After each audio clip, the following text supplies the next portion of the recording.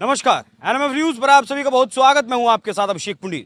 24 नवंबर के दिन सर्वे के दौरान क्या कुछ संभल में हुआ वो आपने देखा और आज एक बार फिर से संभल में पहुंचे हैं, क्योंकि आने वाला जो दिन है, आज की रात के बाद आने वाला जो दिन है वो जुमे का दिन है। और जुमे की नमाज के बाद क्या कुछ होगा, क्योंकि सांसद जियाउर रहमान के खिलाफ एफआईआर दर्ज हो चुकी है। उनके घर का कनेक्शन बिजली का काट चुका है। बाइक से आज पूरे संभल का भ्रमण करेंगे, देखेंगे कि संभल में आखिर है क्या, लोग किस तरीके से रह रहे हैं, वो खौफ का माहौल है या अब संभल शांत। मेरे साथ रहेंगे मेरे सहयोगी कुलदीप पांडे। कुलदीप, क्या क्या करने वाले हैं आज संभल में? अभिषेक, मैं आज आपको ये बताने चाहूंगा कि पूरा देखिए रात का वक्त हो चुका है। हम लोग यहाँ पर सुबह से आए हुए हैं। हम लोगों ने काफ़ी दिन हमारा बिजी शेड्यूल रहा। हम लोगों ने पूरा काम किया यहाँ पर। अब ये रात का इस वक्त करना इस वक्त सबसे ज़्यादा इसलिए इंपॉर्टेंट है क्योंकि ठंड की रात है, सब लोग सन्नाटा पसर चुका है संभल के अंदर। और हमने आपको बताने की कोशिश कर रहे हैं कि हम लोग 2 बाइकों के साथ इस वक्त आपको बताएंगे कि जुम्मे की नमाज से पहले संभल जो 24 तारीख के बाद का संभल है उसमें कितना बदलाव है, सिक्योरिटी के लिहाज से कितना है, चलकर ही बताते हैं दर्शकों को। बताते हैं। इन्हीं बाइकों से भ्रमण होगा, पूरे संभल का दिखाएंगे क्या कुछ संभल के लोग कौन सी जिंदगी वो जी रहे हैं।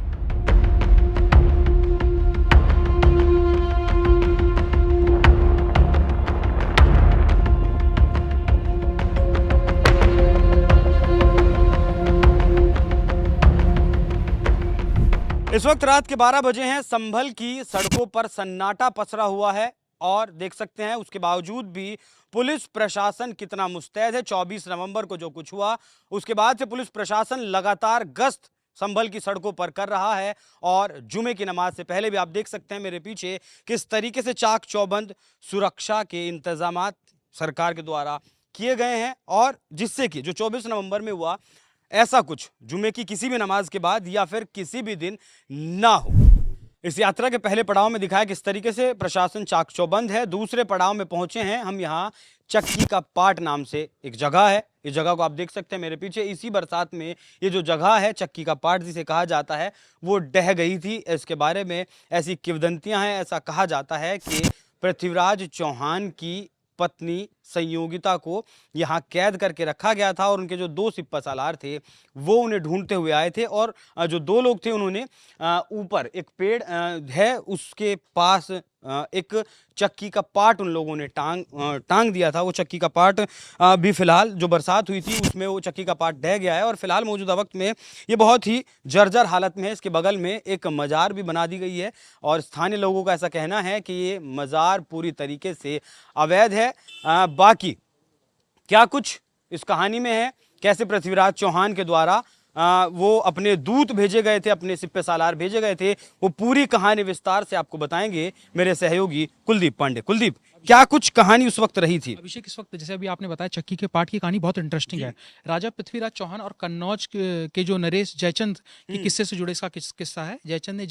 चौहान ने जयचंद की बेटी को संयुक्ता को इसी इमारत के अंदर कैद कर लिया था। उनके जो योद्धा थे वो यहाँ पर आए थे, आला, उदल और मलखान। उन्होंने देखा कि उनकी वेशभूषा जो है वो नट की भूमिका में थी यहाँ पर, और उसको देखने के लिए संयुक्ता जो उनकी बेटी थी उसको देखने के लिए उन्होंने 60 फीट की ऊंची पर 60 फीट की जो ऊंचाई है इसकी, ऐसा बताया जाता है, वहां पर एक कील टांगने के बाद उस पर चक्की का पाट टांगा गया था और उससे पता लगाने की कोशिश की गई थी कि संयुक्ता किस कमरे में है जिससे वो पता लगा सके। सिर्फ इसका इतिहास इतना है यहाँ पर।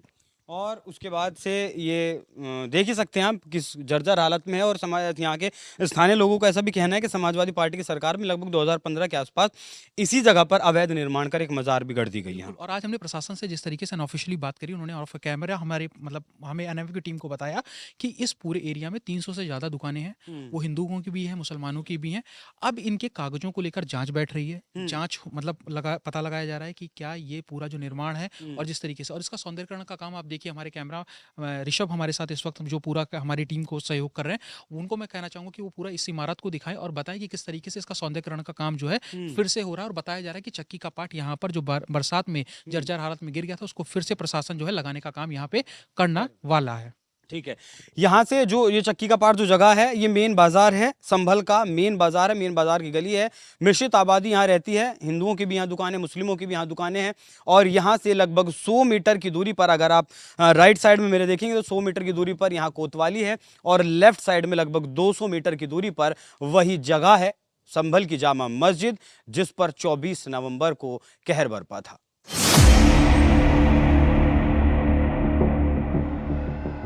संभल के मुस्लिमों का दावा है कि जामा मस्जिद, शाही जामा मस्जिद संभल, और हिंदुओं का दावा है कि यह हरिहर मंदिर है। यही वो मस्जिद है। यहाँ से 20 मीटर की दूरी पर प्रशासन की बैरिकेडिंग यहाँ पर, प्रशासन मुस्तैद है। कल जुमे की नमाज होनी है, उससे पहले यहाँ 24 घंटे इसी तरीके से प्रशासन चुस्त और दुरुस्त रहता है। यही वो जगह है जहां 24 नवंबर के दिन बवाल हुआ था। वो सारी कवरेज हमने आपको दिखाई है, और यहीं से यही वो मेन सड़क है, मुख्य जो सड़क है जामा मस्जिद की, शाही जामा मस्जिद की, यहीं से 20 मीटर आगे शाही जामा मस्जिद संभल है, जिसको लेकर तमाम तरीके के विवाद आप लगभग 1 महीने से देख रहे हैं।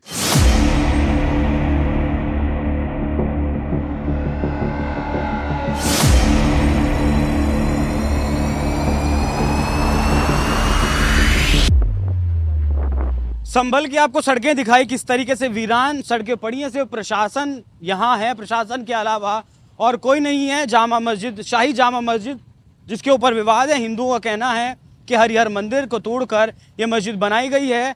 वो भी हमने दिखाया आपको किस तरीके से मस्जिद के चारों तरफ पुलिस प्रशासन डेरा डाले हुए है, क्योंकि कल सुबह ही जुमे की नमाज होनी है। नहीं पता इस जुमे की नमाज में कितनी भीड़ आ सकती है, क्योंकि 24 नवंबर को भी नहीं पता था, 19 नवंबर को भी नहीं पता था। भीड़ 19 नवंबर को भी आई थी, लेकिन उतनी भीड़ नहीं आ पाई थी जितनी भीड़ 24 नवंबर को आई थी। सांसद जियाउर रहमान का मामला फिलहाल गरमाया हुआ है। बिजली चोरी करने का उनके ऊपर केस दर्ज किया गया है। ये भी एक मुख्य चौराहा इस शहर संभल का है, इस कस्बे का है, संभल का है। तो ये कोतवाली का इलाका है, और ये कोतवाली जामा मस्जिद, शाही जामा मस्जिद से लगभग 200 मीटर की दूरी पर है। यहाँ भी इन चारों तरफ जिन सड़कों पर आपको लेकर चल रहे हैं, जिन सड़कों का सूरत हाल आपको दिखा रहे हैं, उन्हीं सड़कों पर हजारों की तादाद में 24 नवंबर के दिन वो दंगाई थे, वो बलवाई थे। नहीं पता वो पत्थर कहाँ से लेकर आए थे, क्या उन पत्थरों को पहले से जमा किया गया था, क्या किया गया था। आप देख सकते हैं एक बार फिर एक और पुलिस की तरफ से एक और टुकड़ी, कुछ और पुलिस वाले यहाँ बैठे हुए हैं। तो संभल का, पूरे संभल का यही हाल है इस वक्त। रात के वक्त यहाँ आम आदमी या फिर संभल का तो कोई निवासी नहीं है, लेकिन संभल की हर सड़क पर, हर नुक्कड़ पर, हर तिराहे पर, हर चौराहे पर आपको प्रशासन की टीमें ज़रूर मिलेंगी, जो 24 घंटे, ऐसा नहीं है सिर्फ रात में, 24 घंटे वो यहाँ मुस्तैद रहती हैं। और जुमे की नमाज से पहले यहाँ की जो सख्ती है, यहाँ का जो प्रबंधन है, वो और ज़्यादा बढ़ा दिया गया है। इस विषय पर हमने संभल के डीएम और संभल के एसपी साहब से भी बात की। उन्होंने भी कहा कि 24 नवंबर के बाद जो कुछ हुआ वो 1.5 घंटा 2 घंटा तो यहाँ पर हुआ, लेकिन उसके बाद से सब कुछ शांत है। किसी ने किसी भी तरीके की कोई खुराफात करने की कोशिश नहीं की। यही पूरा संभल का हाल है। यही वो संभल है जिस संभल को आपने 24 नवंबर को उसके बाद दिन में देखा था। आज देखिए संभल, वही संभल, उस संभल की वीरानी रात में कैसे दिखाई देती है। पुलिस चौकी एकता, कोतवाली संभल। अभी 200 मीटर पहले ही एक कोतवाली थी, और सिर्फ 200 मीटर के बाद एक और पुलिस चौकी है। इस बात से आप अंदाजा लगा सकते हैं कि संभल कितना सेंसिटिव इलाका है। ऐसा कहा जाता है कि लगभग 80% यहाँ मुस्लिम आबादी रहती है और 20% यहाँ हिंदू आबादी है। लेकिन यहाँ के जो स्थानीय लोग हैं, जो इस काम में हमारा सहयोग कर रहे हैं, हमारी मदद कर रहे हैं, उन लोगों का ऐसा बताना है कि लगभग 90% इस वक्त यहाँ मुसलमान हैं, और सिर्फ 8 से 10% ही हिंदू आबादी इस संभल शहर में बची हुई है। मुरारी लाल का फड़, आपको याद होगा अभी 2 दिन पहले योगी आदित्यनाथ ने उत्तर प्रदेश की विधानसभा में एक जिक्र किया था कि 1978 के दंगे में मारे गए थे 184 लोग। संभल में 184 लोग मारे गए थे, जिन्हें जिंदा जलाकर मार दिया गया था। पहले उन्हें काटा गया, उसके बाद उनमें आग लगा दी गई, आग के हवाले उन्हें कर दिया गया। मुरारी लाल का फड़ नाम से वो जगह है, यही वो जगह है। गेट फिलहाल रात बहुत ज़्यादा हुई है, रात काफ़ी हो चुकी है, तो गेट इस वक्त बंद है, लेकिन यही वो जगह है जिसका योगी आदित्यनाथ ने विधानसभा में जिक्र किया था। यहाँ के स्थानीय निवासियों का ऐसा कहना है कि 1978 में यहाँ हज़ारों हिंदुओं को काट कर जिंदा जलाया गया था। उनकी जो राख है, राख तो नहीं लेकिन जो काले निशान जलने के पड़े थे वो आज भी इस मुरारी लाल के फड़ में मौजूद हैं। सुबह के वक्त इसकी पूरी क्या कुछ कहानी है वो भी आपको ज़रूर दिखाएंगे, लेकिन फिलहाल देख लीजिए रात को यहाँ के स्थानीय निवासियों का ऐसा कहना है कि इस जगह पर फिलहाल कब्जा कर लिया गया है अवैध तरीके से। लेकिन ये वही जगह है, ये वही मुरारी लाल हैं जिनके बारे में ऐसा कहा जाता है कि वो हिंदू हो या फिर मुसलमान हो, सबको साथ लेकर चलते थे। किसी को पैसे से मदद करनी हो, किसी की कोई लड़ाई हो, झगड़ा हो, हर चीज़ में मदद किया करते थे। लेकिन लोग जब उनके पास आकर छिपे थे, जब वो 78 का दंगा हुआ था, लोग इनके आहते में, इनके फड़ में आकर छिपे थे, तो यहाँ मुस्लिमों की एक भीड़ ने, स्थानीय निवासियों का ऐसा कहना है, हाथ पैर लोगों के अलग कर दिए थे। किसी को बीच से 2 फाड़ कर दिया था, किसी के हाथ पैर अलग कर दिए थे। बहुत ही ज़्यादा निर्मम तरीके से, बर्बर तरीके से पहले लोगों को काटा गया था और फिर उनमें आग लगाई गई थी। किसी को अपने परिवार वाले की चप्पल जूते से पहचानना पड़ा था, तो किसी को किसी परिवारजन का हाथ दे दिया गया, किसी को पैर दे दिया गया कि जाइए इनका अंतिम संस्कार कर लीजिए। 1978 में जो तबाही या जो कहर बरपा था दंगे में, वो इसी जगह पर मुरारी लाल का फड़ इसे कहा जाता है, यहीं बरपा था। संभल यात्रा के इस अगले पड़ाव में पहुंचे हैं उस मंदिर में जिस मंदिर का ताला खोला गया 46 साल बाद। प्रशासन ने एक रेड के दौरान, बिजली चेकिंग के दौरान मिला प्रशासन को उस मंदिर का ताला खोला। यही वो मंदिर है जो 46 साल पहले 1978 के दंगे में बंद कर दिया था। आज इस जगह पर जो 46 साल पहले जहां ताला लगा दिया गया था और जिस पर, दिखाइएगा ज़रा कैमरे से, इस जगह पर बाउंड्री कर दी गई थी, दीवार बना दी गई थी और इसको पूरी तरीके से ढक दिया गया था। वहां तक पूरा ढक दिया गया था, लेकिन प्रशासन के द्वारा इस अवैध ढांचे को तोड़ा गया, मंदिर की सफाई की गई और आज प्रशासन वहां मुस्तैद बैठा है। 7 सीसीटीवी कैमराज लगाए गए हैं, मंदिर के भीतर भी है और मंदिर के चारों तरफ जितनी भी गलियां हैं वहां हर एक सेकंड के मूवमेंट पर नजर रखने के लिए प्रशासन की तरफ से सीसीटीवी लगा दिए गए हैं। मैं इस खबर पर और ज्यादा विस्तार देने के लिए इस मंदिर पर क्या कुछ यहाँ है, मेरे साथ मेरे सहयोगी कुलदीप पांडे, क्या कुछ खबर है कुलदीप जी? सर अभिषेक, मैं ये बताना चाहूँगा आपको, 14 दिसंबर से ये पूरा सिलसिला शुरू होता है। ठीक है, शनिवार को प्रशासन यहाँ पर बिजली चोरी के, आपने जैसे पूरे दिन आप लगातार कवरेज कर रहे हैं, एनएमएफ न्यूज़ की टीम का सबसे अहम किरदार आपने जो है इस संभल कवरेज के दौरान दिखाया।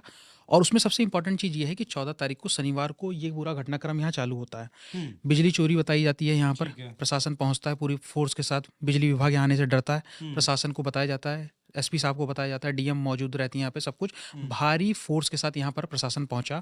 उसके बाद ये पता चला कि यहाँ पर अलग अलग 6 टीमें गठन की गई। 6 टीमों में गठन करने के बाद जिसमें एसडीएम वंदना मिश्रा जी, डॉक्टर एसडीएम वंदना मिश्रा जी जो एसडीएम थी यहाँ की, उनको बताया गया कि किसी ने कि यहाँ पर एक मंदिर है जो कि बंद है और आज उसी मंदिर परिसर में पहुंचे हैं। सोचिए, एक बार मैं अपने सहयोगी ऋषभ से कहूंगा कि पूरी फुटेज दिखाएं यहाँ पर, किस तरीके से जिस गली में आने से लोगों को डर लगता था, हिंदू परिवारों को 78 के दंगे के बाद यहाँ आने में डर लगता था, आज उस गली में हम लोग मौजूद हैं। रात में 12-1 बजे का वक्त है, ध्वजा लहरा रही है, पूरे इसको कहेंगे गेंदे के फूलों के साथ मंदिर को सजाया गया है। आपने भी थोड़ी देर पहले बताया यहाँ पे दीवार चिंदी गई थी, सामने मुस्लिम परिवार था, इधर उधर पूरी तरफ हर तरफ यहाँ पे पूरी आबादी जो है मुस्लिमों की है। प्रशासन, एक चीज मैं छोटी सी ऐड ऑन करना चाहूंगा, प्रशासन मुस्तैद है पूरी तरीके से।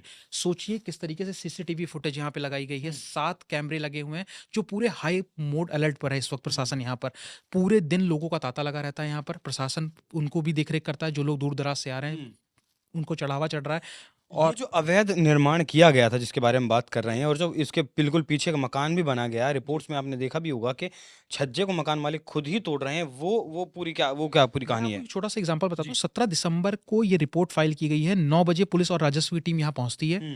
ठीक है, मकानों की नापजोक का काम शुरू होता है, चिन्हित किया जाता है उस मकान को और 3.5 मीटर मतलब 3.5 मीटर छज्जा जो है अतिक्रमण पाया गया। इस मकान के जस्ट पीछे उस मकान को, मतलब इस मंदिर के जस्ट पीछे उस मकान को दिखाया जाएगा, जो कैमरामैन मतलब हमारे सहयोगी वो दिखा रहे हैं आपको। और यहाँ पर मुस्लिम वो परिवार का मकान था जिसने पूरा छज्जा बढ़ा रखा था, आगे प्रशासन ने उसको चिन्हित किया। उसके बाद मुस्लिम परिवार ने खुद अपने आप मजदूर लगाकर उसकी तुड़ाई करवाई है, लेकिन अभी ये काम खत्म नहीं हुआ है। लगातार यहाँ पर प्रशासन इस तरह, डर कहीं या सौहार्द नहीं, सौहार्द और डर दोनों को बरकरार रखने के लिए प्रशासन इस तरीके कर रहा है। यदि डर है तभी वो अपने आप मुस्लिम मतलब परिवार होने के बावजूद उन्होंने छज्जे को तोड़ा है। और अभी ऐसे तमाम, सोचिए ये सामने वाला घर जो है यहाँ पर इस वक्त दिख रहा है, यहाँ पर बताया जाता है पीपल का पेड़ था उसको काट दिया गया। मंदिर परिसर को पूरी तरीके से, आज इस रोड की ऊंचाई इतनी बढ़ गई है, अंदर का मंदिर का स्पेस यदि हम आपको दिखाएंगे तो उसकी हाइट बिल्कुल कम हो चुकी है। अंदर मंदिर में एंटर करके सिर झुका के जाना पड़ता है। तो यहाँ पर कंस्ट्रक्शन तो होता गया, विकास का कार्य तो हुआ, लेकिन मंदिर के कार्य को पूरी तरीके से बंद कर दिया गया, क्योंकि 78 का दंगा बहुत ही यहाँ पर नरसंहार हुआ था। ठीक है, खुद योगी आदित्यनाथ जी ने इस विधानसभा में इसको बोला। ठीक है, और आप सोचिए जब यहाँ डर और मतलब इस तरीके का सौहार्द मतलब खराब हो चुका था, पलायन हो चुका था हिंदू परिवारों का, तो इस मंदिर की देखरेख करने वाला यहाँ कोई नहीं था। जिसके बाद आज आधी रात को हम लोग यहाँ जब रिपोर्ट कवर करने के लिए आए हैं तो ध्वजा लहरा रहा है, सीसीटीवी है, यूपी पुलिस के जवान यहाँ पर पूरी तरीके से मुस्तैद हैं। हर रिपोर्ट को कोतवाली में आप मैं कहूँगा दिखाएं, यहाँ से एक एक चप्पे चप्पे की पूरी की कवरेज हम लगातार दिखा रहे हैं। और सोचिए एक एक रिपोर्ट यहाँ पे कोतवाली जा रही है, कोई भी किसी तरीके का यहाँ पर कोई व्यक्ति कुछ मतलब कोई चीज मतलब आवश्यक मतलब संवेदनशील मतलब कोई भी मतलब ऐसा कोई भी मतलब यहाँ पूरा कार्य नहीं हो सकता। बहुत बहुत शुक्रिया कुलदीप, आप इस पूरी यात्रा में हमारे साथ रहे, बहुत सारी आपने जानकारी दर्शकों को दी। देखिए यही वो मंदिर है, यही वो भगवा ध्वजा है जो लहरा रही है मंदिर के सामने। इस वक्त मैं आपको वो कूप भी दिखाना चाहूँगा। यही वो कूप है जिसके ऊपर सीढ़ियाँ बनाई गई थी, सीढ़ियाँ बनाकर इस कूप को ढक दिया गया था। और अगर मेरे सहयोगी ऋषभ दिखा सके तो बराबर में एक नई सी दीवार की गई है। ये वो दीवार है जो यहाँ एक कारखाना चलता था, यहाँ गेट बनाया गया था। इसी मकान की जो सीढ़ियाँ हैं वो इस कुएं के ऊपर लगाई गई थी, जिससे पूरी तरीके से ढक दिया गया था। 14 तारीख को जब ये सब कुछ मिला तब जाकर ये सीढ़ियां भी हटाई गई और बुलडोजर के द्वारा इस कूप की खुदाई करवाई गई, जिसमें भगवान गणेश, माँ लक्ष्मी की भी मूर्तियां मिली और भी कई मूर्तियां इस कूप में मिली थी। तो ऐसा ही एक और कूप भी प्रशासन के द्वारा ढूंढा गया है, एक और मंदिर भी ढूंढा गया है जिसकी एएसआई की टीम जिसका सर्वे भी करने वाली है। ये वो मकान है, ये वो छज्जा है, देख सकते हैं आप तस्वीरों में। ये छज्जा खुद ही तोड़ने का के लिए मकान मालिकों ने कहा है और प्रशासन से 10 दिन का वक्त मांगा है कि ऊंची जगह है, मंदिर को भी कोई नुकसान ना हो, उस वजह से हम 10 दिनों के भीतर अपना जो भी प्रशासन कहेगा जितना भी अवैध निर्माण है उसे तोड़ देंगे। ऐसा कहा जाता है संभल में कि 1978 में जामा मस्जिद, शाही जो जामा मस्जिद है उसमें एक जो मौलवी वहाँ रहते थे उनकी हत्या कर दी गई। उसके बाद संभल में दंगा भड़का तो लोग मुरारी लाल का जो फड है, लोग वहाँ जाकर जो लोगों ने शरण ली, जहाँ सरकारी जो आंकड़ा है 184 लोगों का है कि वहाँ काट कर उन लोगों को जिंदा जला दिया गया। लेकिन स्थानीय लोगों का ऐसा कहना है कि हज़ारों लोगों का उस वक्त 1978 में नरसंहार किया गया था। सोशल मीडिया का ज़माना नहीं था, वीडियोज़ का ज़माना नहीं था। तो जो कुछ रिपोर्ट प्रशासन के पास आई वो रिपोर्ट अब सेंटर में आप लगा लीजिए उस वक्त के, या फिर राज्य में लगा लीजिए किस तरीके की सरकारें थी। और आपको ये भी बात जाननी ज़रूरी है कि उस दंगे के एक भी आरोपी को आज तक सज़ा नहीं मिल पाई है। इतने प्रशासन के हिसाब से अगर लगाएं 184 लोगों की उस दंगे में हत्या हुई, लेकिन एक भी आरोपी को उसमें सजा नहीं हो पाई है।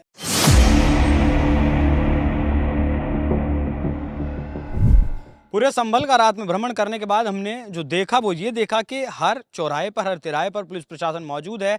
और अगर चौराहे और तिराहे में कुछ ज़्यादा दूरी है तो आप लगा लीजिए कि हर 100 मीटर पर प्रशासन यहाँ चौक चौबंद तरीके से बैठा है।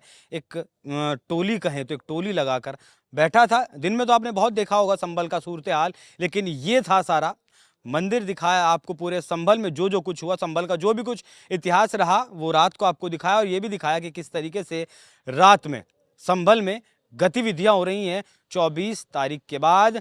इस पूरी रिपोर्ट में मेरे सहयोगी ऋषभ मेरे साथ रहे, आपका बहुत बहुत शुक्रिया। कुलदीप पांडे मेरे साथ रहे, आपने देखा भी, बहुत बहुत शुक्रिया। और संभल के दो स्थानीय निवासी जिनका नाम मैं आपको नहीं बता सकता क्योंकि मामला इतना सेंसिटिव है, ना तो उनके चेहरे में आपको दिखा सकता हूं, ना ही उनका नाम मैं आपको बता सकता हूं, क्योंकि अगर मैंने ऐसा किया तो शायद नौबत उनकी जान पर भी आ सकती है।